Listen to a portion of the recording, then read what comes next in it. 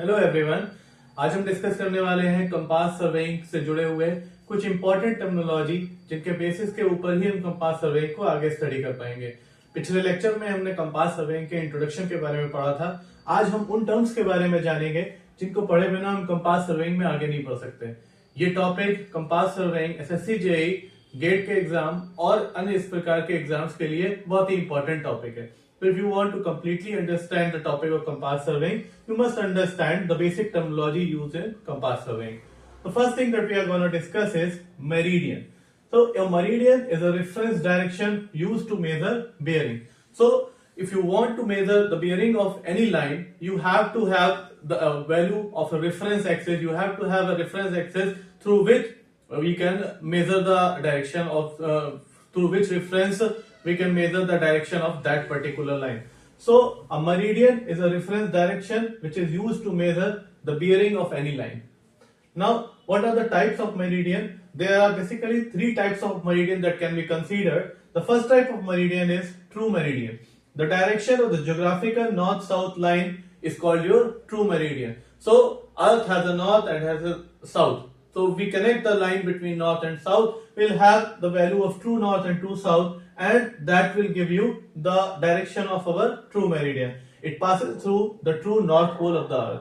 It is constant and does not change with time. So our true meridian is always constant, our true north's position is always fixed.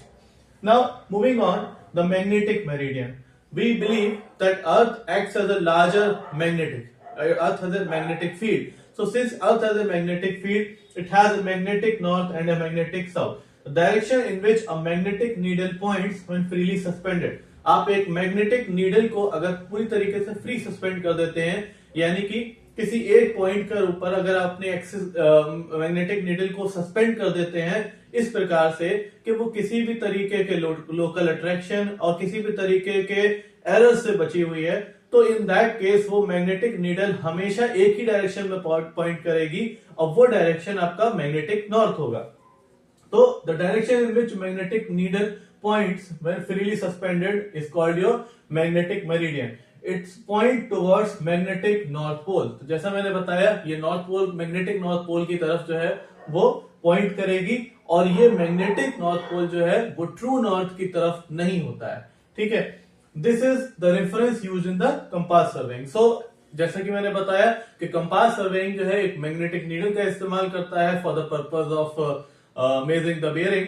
तो हमारे लिए जो आपका usage है compass का वो with the help of magnetic meridian होता है, ना कि ट्रू मेरिडियन में। हालांकि हम अपनी रीडिंग्स को कन्वर्ट कर सकते हैं from magnetic bearing to your true bearings, but compass के अंदर जो रीडिंग्स आती हैं वो मैग्नेटिक मेरिडियन को रेफरेंस मान के चलती हैं। This is the reference used in compass surveying.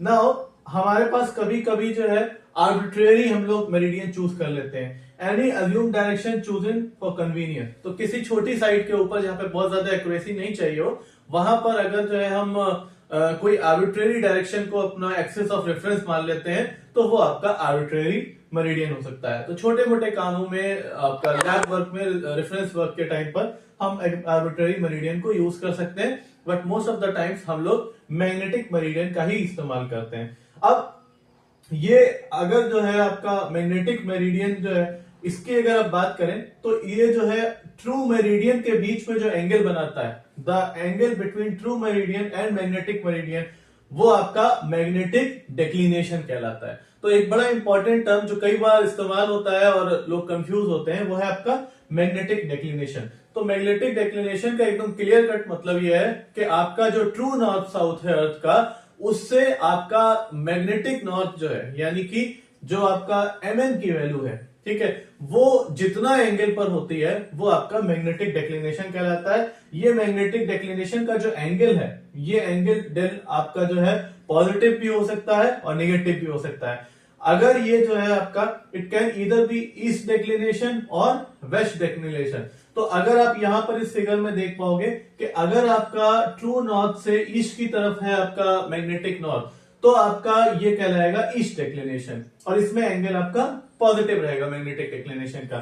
वहीं पर अगर आपका मैग्नेटिक नॉर्थ जो है वो ट्रू नॉर्थ के वेस्ट की तरफ है तो ये आपका वेस्ट डिक्लिनेशन कहलाएगा और ये मैग्नेटिक डिक्लिनेशन जो है वो नेगेटिव एंगल शो करेगा। It is useful for converting magnetic bearing to the true bearing. तो मैग्नेटिक बियरिंग को जो है ट्रू बियरिंग में कन्वर्ट करने के लिए आपको मैग्नेटिक डिक्लिनेशन का एंगल पता होना जरूरी है। तो ये कुछ बेसिक टर्म्स हैं जो आपका कंपास सर्विंग को समझने के लिए यूजफुल है।